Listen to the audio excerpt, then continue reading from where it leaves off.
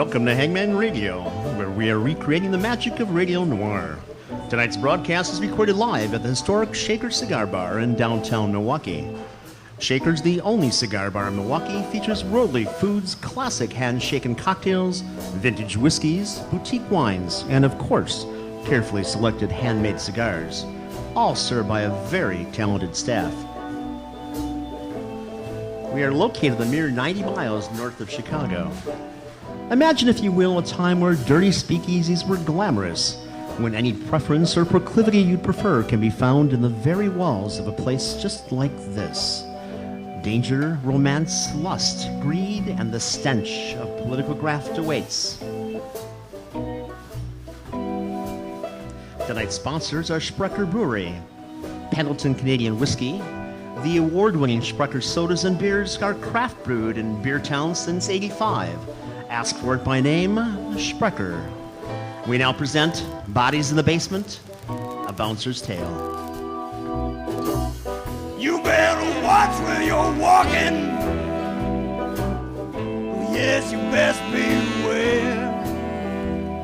There's things around that want you in the ground, just like a dead man should. But I will offer direction.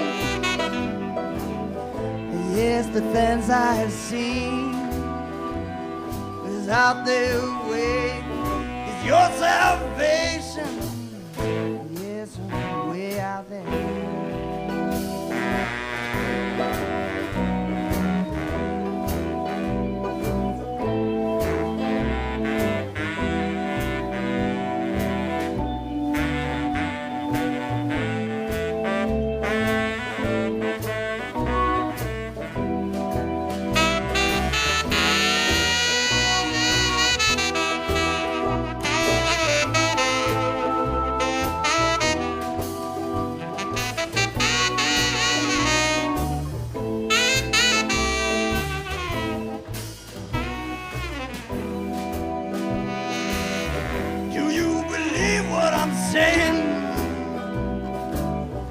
There's this chill in the air, a deep dark dream that'll leave you screaming, oh yes, never to return.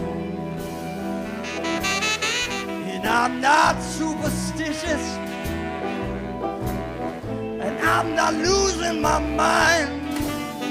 Don't mean to make you scared, but you best beware of the things down there, of those things down there, of those things down there. Woo!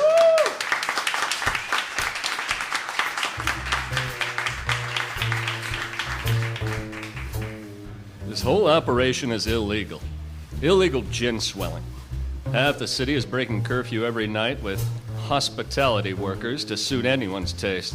I've even got a girl right above the doorway I guard, swaying and shaking for anyone that looks up. Not exactly subtle. Even the mayor knows we're here. Of course, there are measures in place to make sure that anyone who wants to be here is here, and anyone who doesn't want us here will look the other way. This prohibition thing has got everyone acting like a bunch of wild animals, but I get paid real good coin to babysit every night.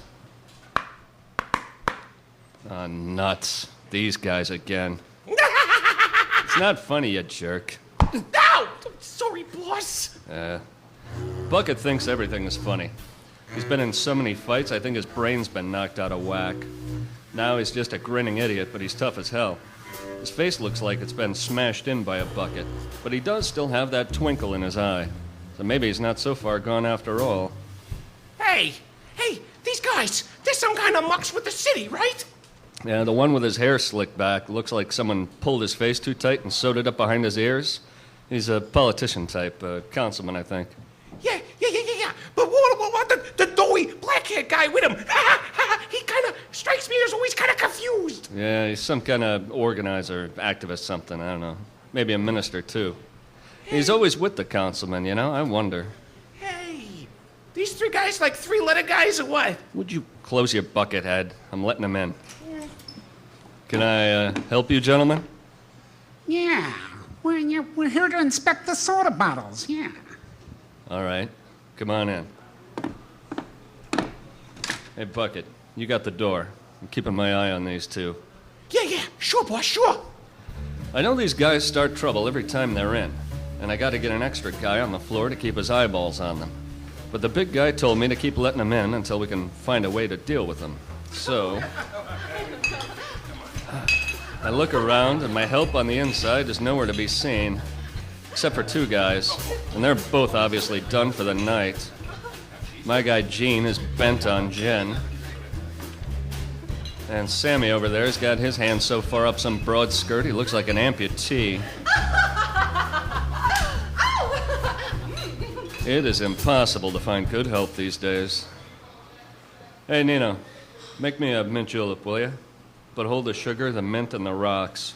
So, pour you a whiskey? Yeah, just 2 fingers. I got the door all night. Say, what's the word on that guy at the end of the bar?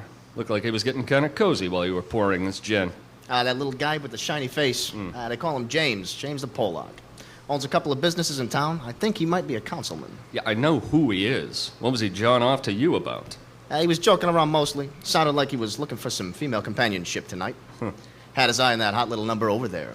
Well, better pour me another julep, Nino. It's gonna be a long night. Whoa! All this talk of mint juleps is making me thirsty, too. I have a long night of announcing ahead of me, and you guys have a long night of listening. Nino, pour us all a mint julep, but don't use that formaldehyde-laced bath-type swill you got back there. This is a classy speak. You gotta have some fine Pendleton Canadian whiskey back there. Ha-ha. Pendleton. Let's raise our glasses to the sweet, smooth Pendleton.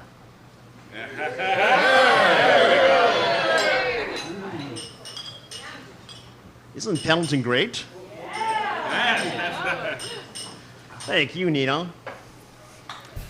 Nino's a pretty boy who doesn't always know how to keep his mouth shut. People like him enough, and he makes a good martini, but, like I say, good help. At least a Weasley politician ain't picking for information this time. Information is power, and this guy wants all the power he can get his grubby little mitts on. As councilman, he doesn't amount to a hill of beans. The mayor probably doesn't even know he exists. But if the Pollock squeals like a pig, the mayor has to listen. Plus, the mayor's not going to want to share his cut with this idiot. If they start dicing bribes, we'll all go up in flames. I find the wide-eyed minister guy, goes by Victor or Vic. He's nursing a gin drink and having a loud conversation with one of our regulars at the bar. Band is about to take a break. It's almost like he's begging me to listen in. Don't mind if I do, Vic. Prohibition is bad for the brewers and the common folk alike. Yeah, I mean, how is anyone supposed to tolerate their jobs without a little nip once in a while? Can I get an amen? Okay. This same Vic probably preaches on Sundays to his congregation about the evils of alcohol and how the world is better without it. Man, I hate guys like that. I look at my watch and head back to the door to check up on Bucket. This is usually when the crowd starts to show up. He's still got that permanent grin on his face. Not a friendly grin, though. It's the kind that makes you want to toe the line. Bucket's got the door open a crack, and I can tell there's a mob out in the alley already. All right. You listen. You get in line behind the building. The next time I see a mob form like this, the bottle inspection is over for the night. You get me? Oh, why gotta be like Get out of here. He's the right guy for the door.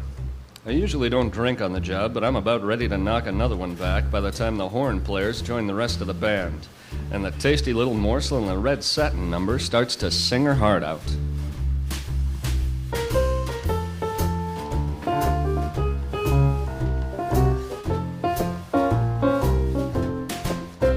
another bride, another groom, another sunny honeymoon, another season, another reason for making whoopee.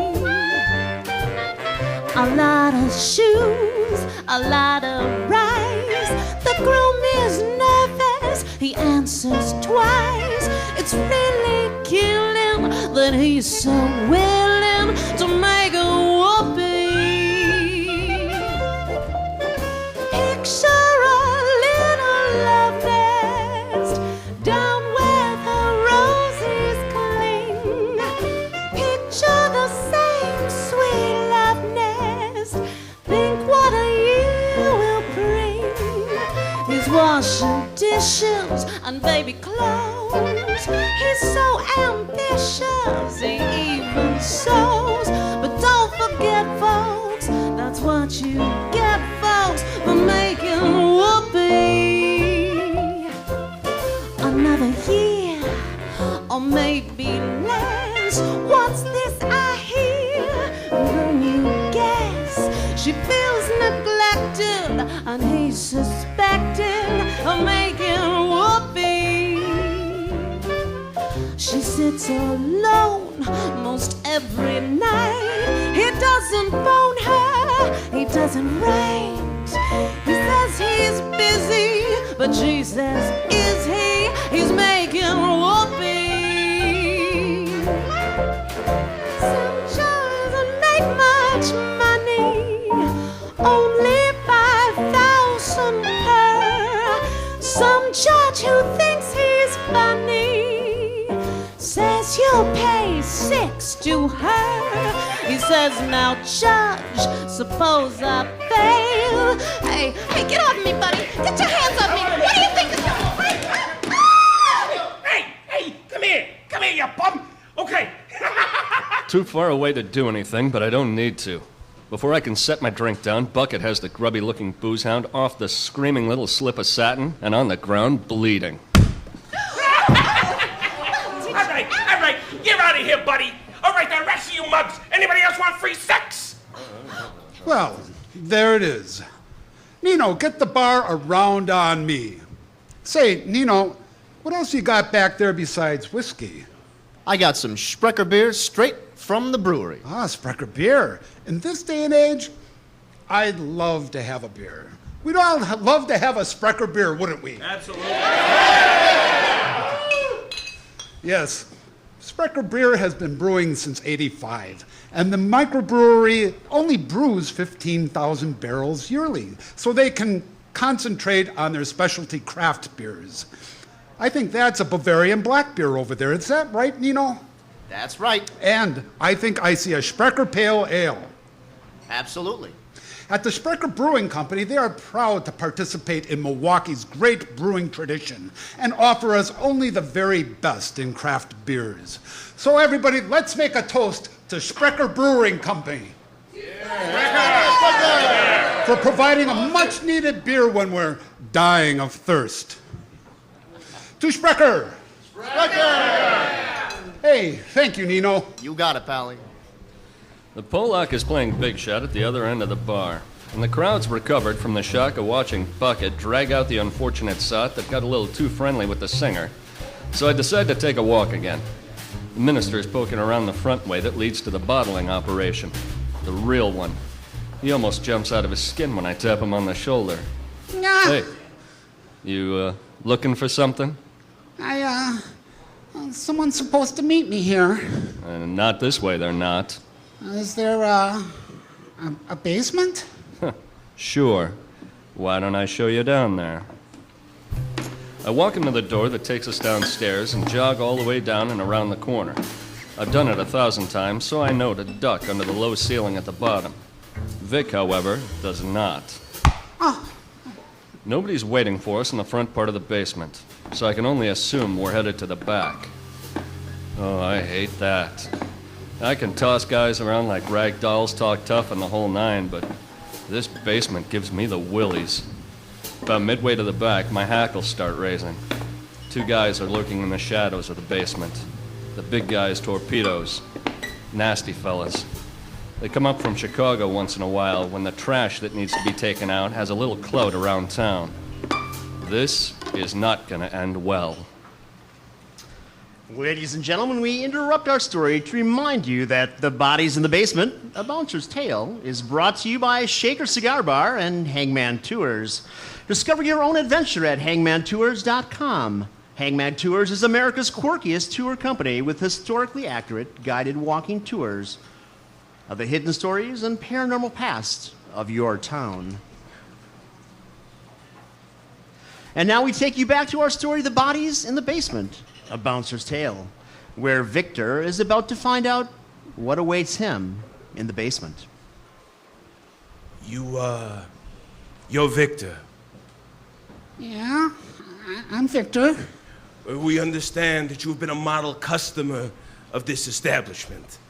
You're also, wait. What is it you do again? Please, refresh me.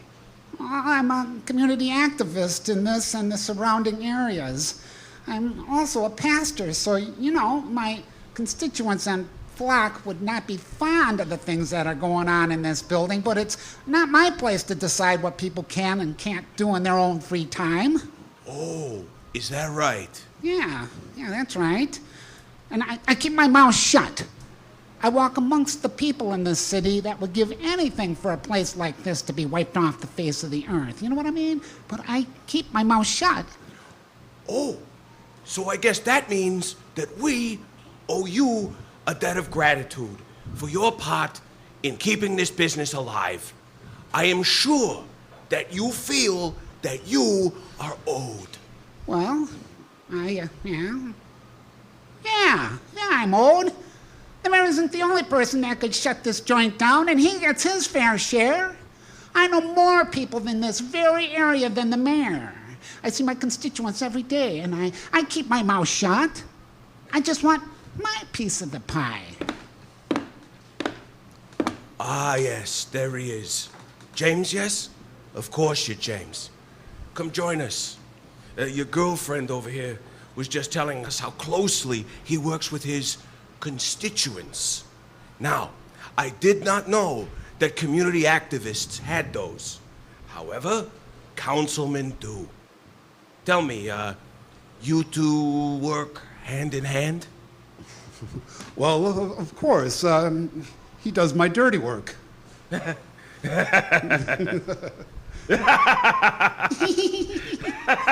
I hate dirty work.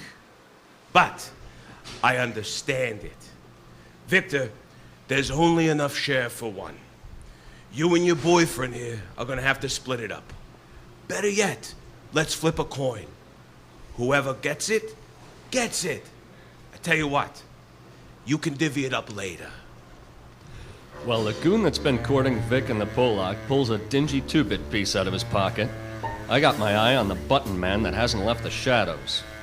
He hasn't moved a muscle since we all got here, and he's built like a baby grand. The first guy turns the coin over in his hands a few times before he props it up on his thumb. All right, dirty work. Call it in the air. Heads.